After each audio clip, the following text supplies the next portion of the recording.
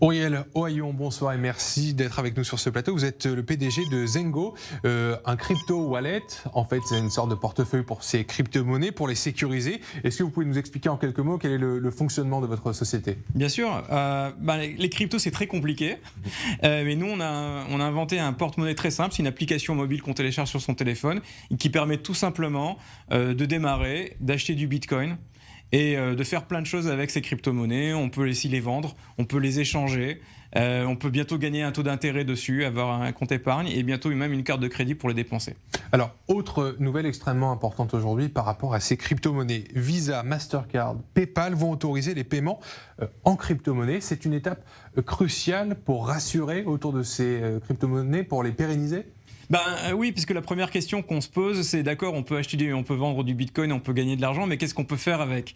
Et donc, effectivement, la première étape, en tout cas la première étape psychologique, c'est est-ce qu'on peut dépenser ces Bitcoins et ces cryptos dans la vraie vie? Aujourd'hui, il y a PayPal qui a annoncé que, effectivement, à travers son application exclusivement aux États-Unis pour le moment, on pourra utiliser ces Bitcoins pour dépenser son argent digital dans tous les magasins, pratiquement 30 millions de magasins en ligne pour acheter ce qu'on a envie. Alors c'est pas vraiment, on les dépense pas vraiment, ils sont convertis d'abord en dollars et le marchand reçoit les dollars de l'autre côté.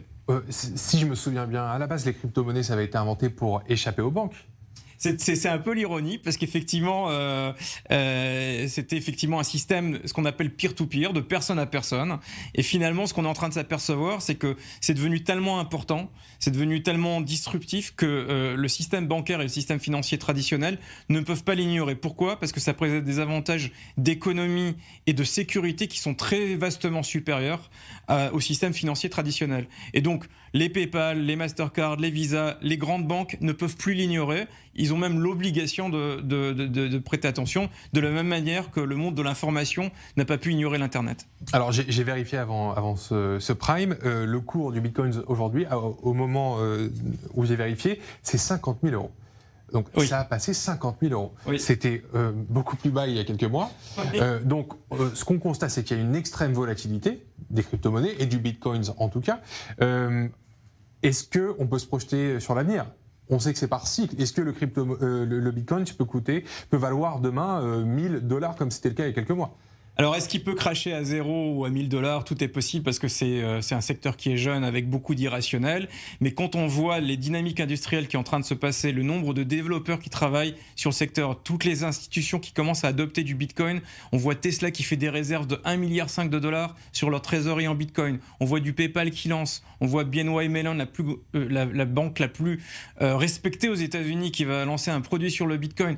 On est en train de se dire, c'est pas possible, ça va pas disparaître demain. Maintenant, effectivement, c'est un secteur volatile. Il ne faut pas oublier, le Bitcoin était à $10 000 il y a quelques mois, 6 mois. Il est passé à $60 000, 50 000 euros aujourd'hui en l'espace de quelques mois. Donc c'est un retour qui est complètement incroyable. C'est le meilleur retour dans l'histoire du capitalisme, de tous les produits financiers confondus.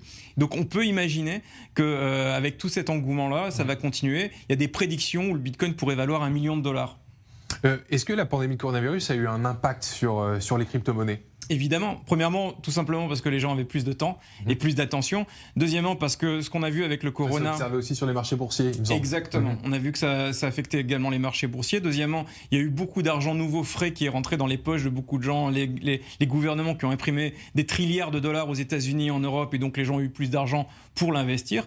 Troisièmement, il y a eu, et je pense que c'est la raison essentielle, un effondrement de confiance sur les systèmes financiers traditionnels, où on a bien vu les limites du système d'emploi, les limites du système financier, les limites du système bancaire. Et donc les gens ont eu envie de croire à un nouveau système. Et donc le Bitcoin était là pour ces gens qui avaient besoin d'un nouveau mode de croyance, on va dire. Alors il y a des gens qui investissent dans l'immobilier, il y a des gens qui investissent dans l'or, il y a des gens qui investissent sur les marchés boursiers.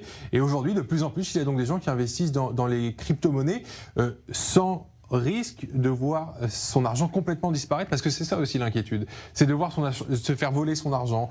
Par exemple, c'est arrivé, ou des gens qui perdent leur disque dur avec tous leurs bitcoins dedans et qui sont pas ruinés, mais qui sont pas riches. Alors c'est l'inconvénient du bitcoin où on dit be your own bank, soyez votre propre banque, et donc ça a un coût, c'est qu'il faut être bon en sécurité, et malheureusement beaucoup de gens font des erreurs. C'est là que nous on arrive avec notre société, on a inventé un système qui s'appelle keyless, c'est-à-dire où il n'y a pas de mot de passe, il n'y a pas de clé privée qu'on peut perdre, et donc on est a priori garantie, sauf cas extrême, très très très extrême de perdre son argent, mais ça peut arriver.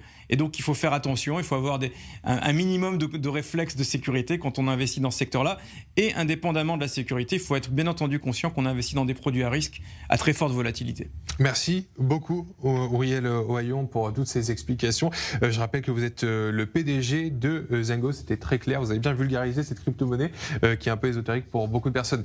Et on arrive déjà à la fin de ce Prime. Merci à vous de l'avoir suivi, merci également à toutes les personnes qui ont participé à sa préparation et à sa réalisation.